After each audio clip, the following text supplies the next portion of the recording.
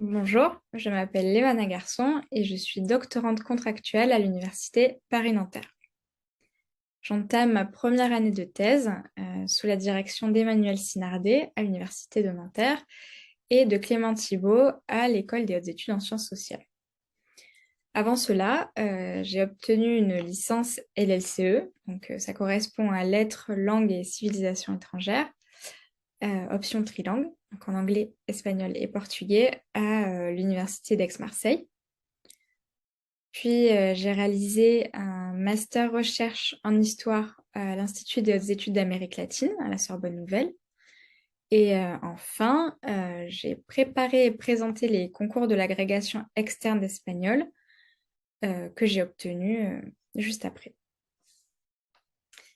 Mon sujet de thèse porte sur la révolte et le massacre du Parti des indépendants de couleur qui a eu lieu à Cuba et en 1912. L'idée de ce sujet, elle est partie d'un constat, c'est celle d'une inégalité de traitement quant aux politiques mémorielles. La révolution cubaine et le régime castriste, depuis 1959, ont déployé sur l'île une large politique mémorielle qui s'est traduite dans les faits à travers l'instauration de toute une série d'emblèmes, de lieux de mémoire, ainsi que plusieurs fêtes commémoratives autour des mobilisations populaires, révolutionnaires, anti-impérialistes et anti-oligarchiques de l'histoire cubaine.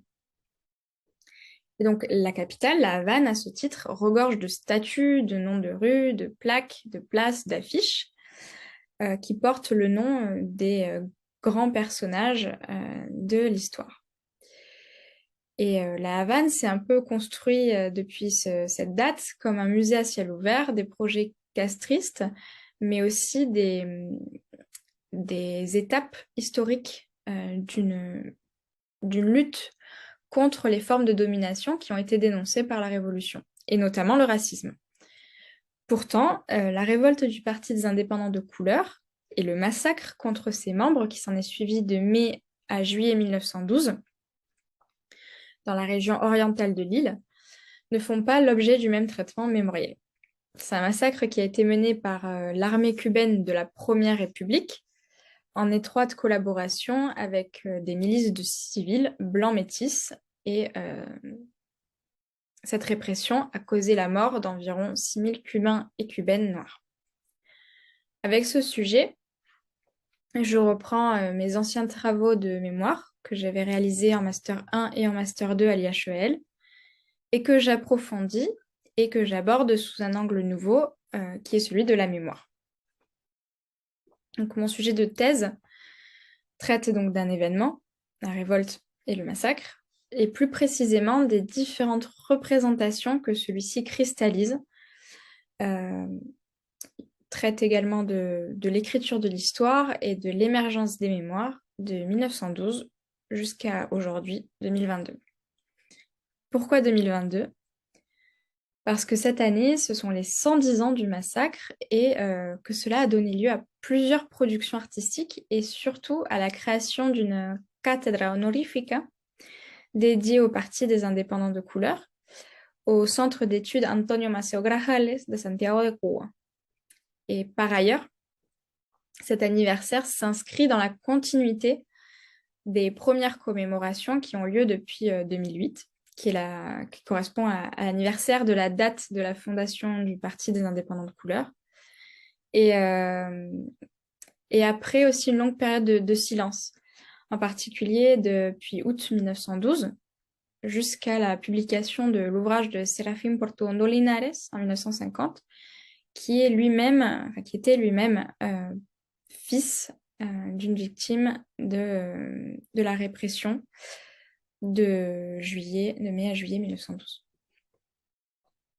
Donc avec cette thèse, je cherche à restituer la compréhension de l'événement, ses constructions, ses reconstructions, ses formulations et ses reformulations, et ses représentations, au fil du temps, des régionalismes et des conjonctures politiques de l'île, tout en faisant varier la focale et en observant les différents jeux d'échelle qu'il y a entre histoire et mémoire au pluriel. Les représentations havanaises de l'événement ont jusqu'alors primé dans l'écriture de l'histoire. Et avec ce travail, je vais chercher à montrer comment elles ont persisté et comment les contre-mémoires ou des mémoires souterraines se sont constituées, en particulier dans la région, autour de la région de Santiago où a eu lieu la révolte et le massacre. Donc, ce travail s'inscrit dans le champ des études culturelles et dans l'histoire du temps présent, c'est-à-dire avec une approche plutôt transdisciplinaire et transmédiale, puisque je mobilise un corpus qui est assez varié, qui va de la presse nationale à la presse régionale et locale, à la littérature, la musique, que ce soit les chants populaires ou alors plus récemment dans le rap, dans les productions filmiques, des documentaires ou des films de fiction, des manuels scolaires, mais également par de l'histoire orale, avec des entretiens avec des descendants des indépendants de couleur, des historiens et historiennes, acteurs et actrices de la mémoire. Comment je compte réaliser ma recherche? Je prévois pour l'instant 2 terrains de recherche de plusieurs mois.